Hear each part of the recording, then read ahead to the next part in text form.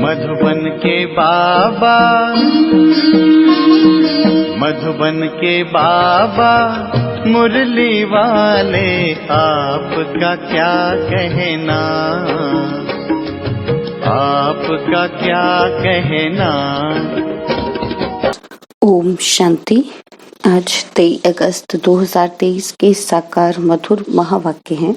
आज मीठे मीठे बाप दादा बोले, मीठे बच्चे, जिस माता पिता से तुम्हें बेहद का वर्षा मिलता है, उस माता पिता का हाथ कभी छोड़ना नहीं। पढ़ाई छोड़ी तो छोरा छोरी बन जाएंगे। बाबा ने कहा, मीठे बच्चे, जिस माता पिता से तुम्हें बेहद का वर्षा मिलता है, उस माता पिता का हाथ कभी छोड़ना नहीं। पढ़ाई छोड़ी तो छोरा छोरी बन जाएंगे। बाबा ने आज प्रश्न पूछा कि खुश नसीब बच्चों का पुरुषार्थ क्या रहता, उनकी निशानी सुनाओ। और उत्तर में बाबा कहते, जो खुश नसीब बच्चे हैं वह देही अभिमानी रहने का पुरुषार्थ करते हैं। जो सुनते हैं उसका औरों को दान देते हैं। वह शंख ध्वनि करने बिगर रह नहीं सकते। धारणा भी तब हो जब दान करें। खुश नसीब बच्चे दिन रात सेवा में फर्स्ट क्लास मेहनत करते हैं। कभी भी धर्मराज से डोंट केयर नहीं रहते। सिर्फ अच्छा अच्छा खाया, अच्छा अच्छा पहना, सर्विस नहीं की, श्रीमत पर नहीं चले तो माया बहुत बुरी गति कर देती है। मुरली का गीत है, भोलेनाथ से निराला और कोई नहीं, मेरी बिगड़ी बनाने वाला और कोई नहीं। ओम शांति। बिगड़ी को सुधारने वाला तो एक ही है, यह दुनिया नहीं जानती। तुम बच्चे समझते हो जो यहाँ बैठे हो। तुम्हारे में भी नंबरवार पुरुषार्थ अनुसार जानते हैं। बिगाड़ने वाली है माया। आसुरी मत पर चलने वाले ही बिगड़ते हैं।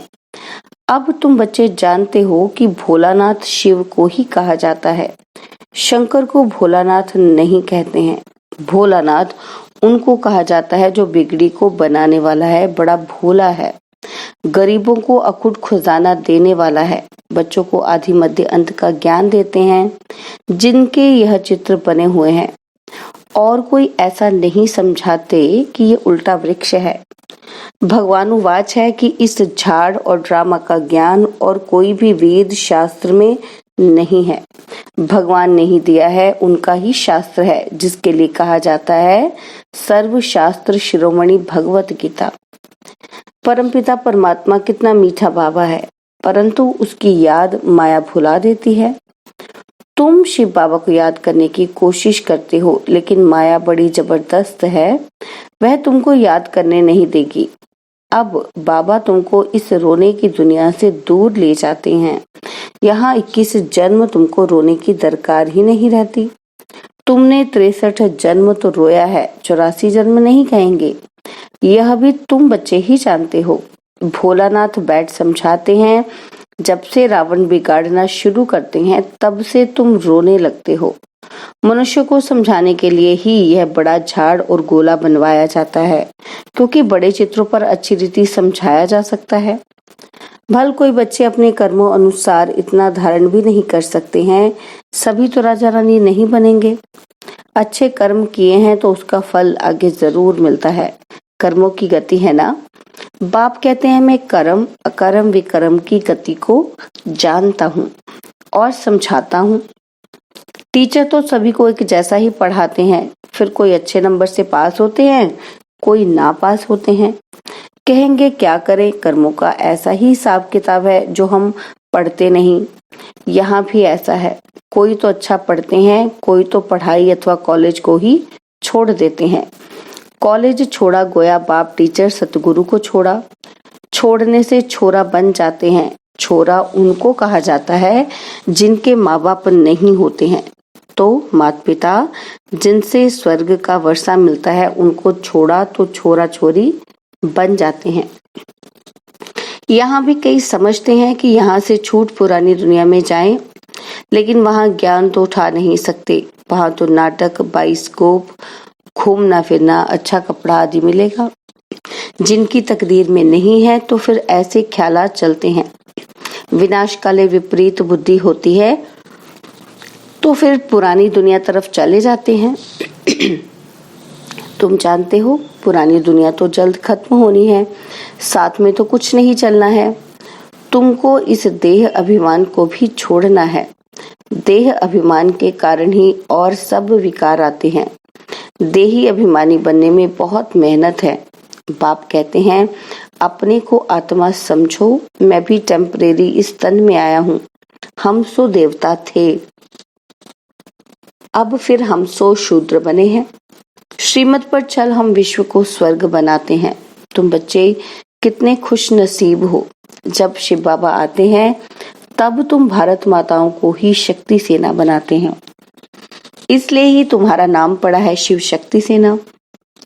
तुम शिव से शक्ति ले अपना स्वराज्य स्थापन कर रहे हो। ऊंच ते ऊंच है शिव बाबा। दुनिया तो बिल्कुल ही घोर अंधियारे में है। तुम्हारे में भी नंबरवार पुरुषार्थ अनुसार सोचने में है।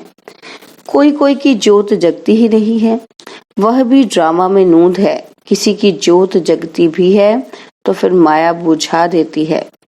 चलते चलते माया का तूफान लगने से फिर वैसे का वैसा बन जाते हैं।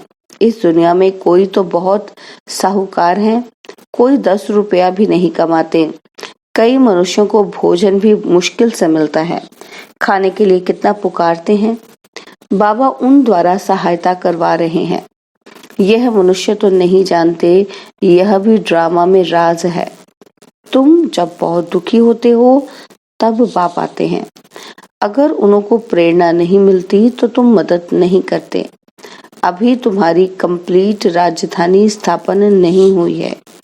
लो तो यह चित्र है किसी को समझाने के लिए। इनका बहुत महत्व है। जैसे मैप्स होते हैं, नक्शे होते हैं। मैप के सिवाय कैसे पता पड़े कि फलाना शहर कहाँ है? वहाँ मैप्स नहीं होंगे। यहाँ तो भारत कितना बड़ा है। वास्तव में भारत की सबसे जगह होनी चाहिए। तो रहने के लिए कितनी जगह चाहिए? स्वर्ग में तो बहुत थोड़े रहेंगे। तुम्हारी बुद्धि में यह बातें हैं। विनाश होगा तो हम बाकी बहुत थोड़े रहेंगे।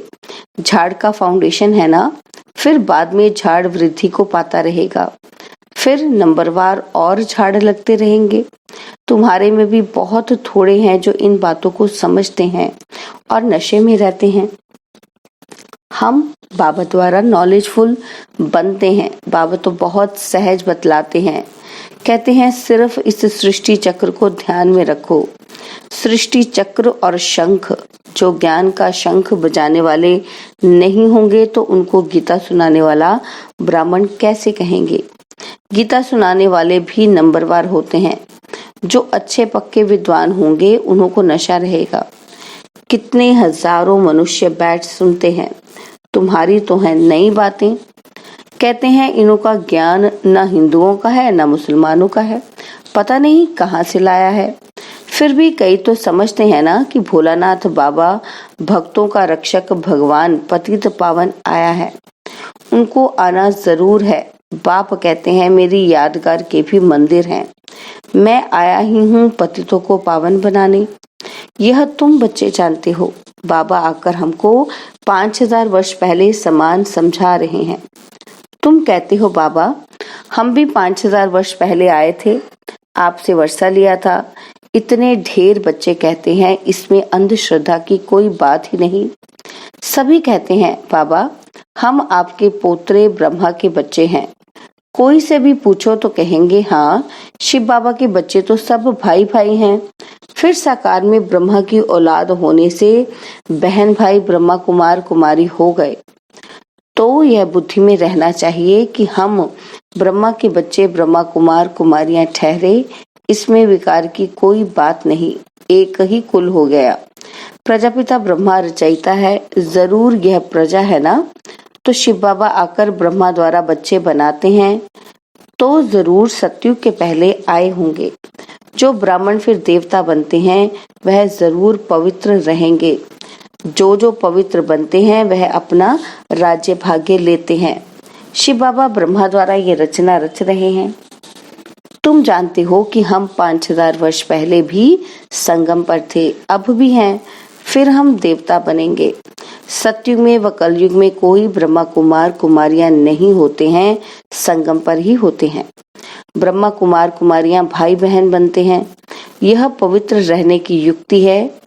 जो पवित्र नहीं बनते वह तो विश्व का राज्य ले ना सके। ब्राह्मण ही देवता बनने वाले हैं। बाप समझाते हैं कि बच्चे पुरुषार्थ करके धारण करो और दूसरों को कराओ। जब देवता बनने लायक बन जाएंगे तब विनाश होगा। विनाश सामने खड़ा है। जो अच्छे सर्विसेबल बच्चे हैं उनकी बुद्धि में ठहरता है। दान नहीं करते तो बुद्धि में ठहरता ही नहीं है। कई ब्रह्मा कुमार कुमारियां अच्छी फर्स्ट क्लास मेहनत करते हैं, कोई सेकंड कोई थर्ड क्लास करते हैं, तो मिलेगा भी ऐसा ही।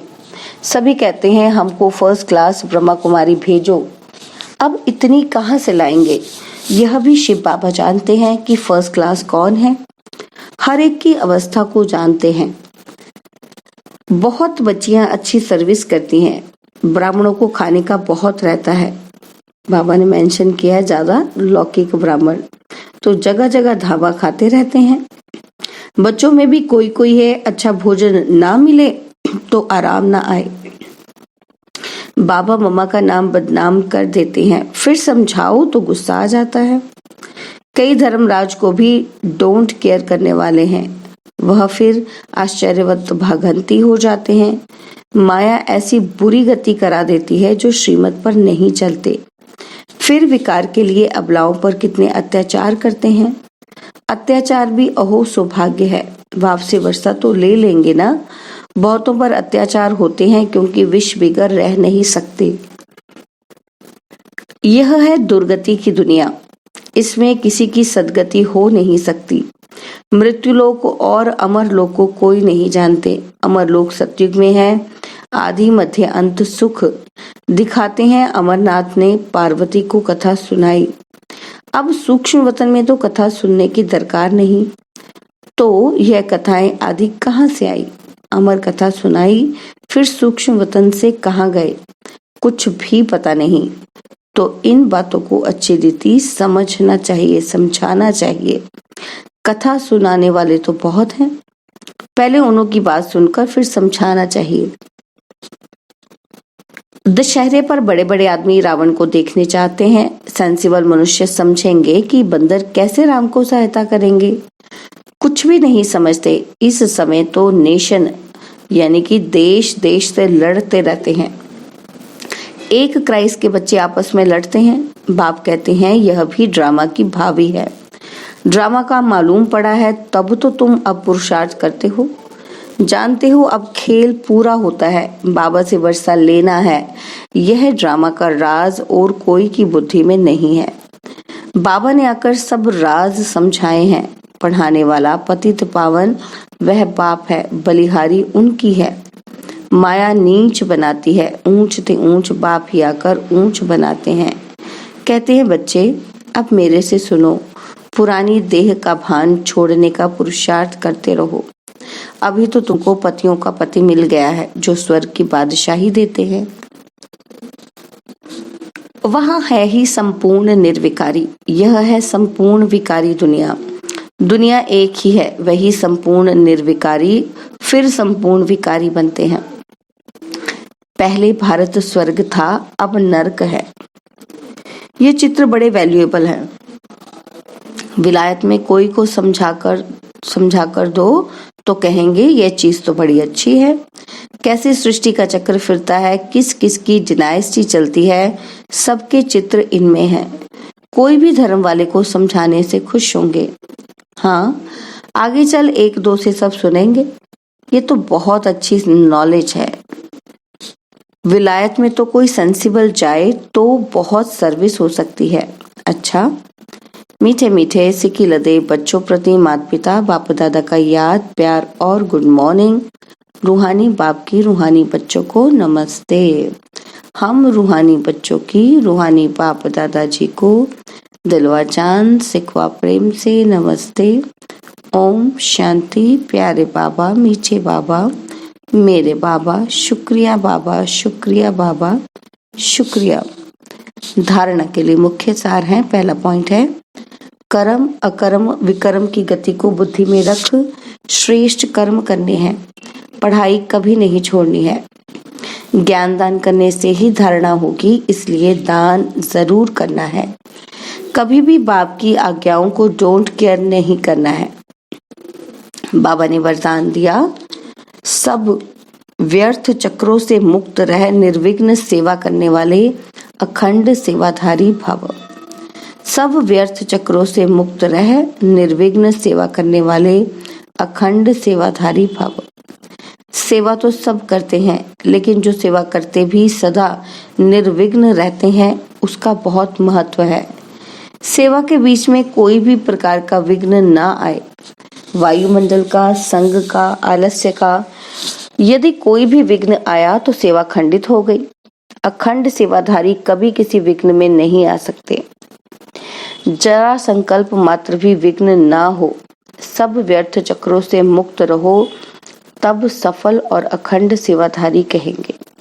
स्लोगन, जो दिल और दिमाग से ऑनेस्ट है वही बाप व परिवार के प्यार के पात्र हैं। जो दिल और दिमाग से ऑनेस्ट हैं वही बाप व परिवार के प्यार के पात्र हैं। ओम शांति। और अब यह एक बहुत अच्छी वीडियो भी जरूर देखें।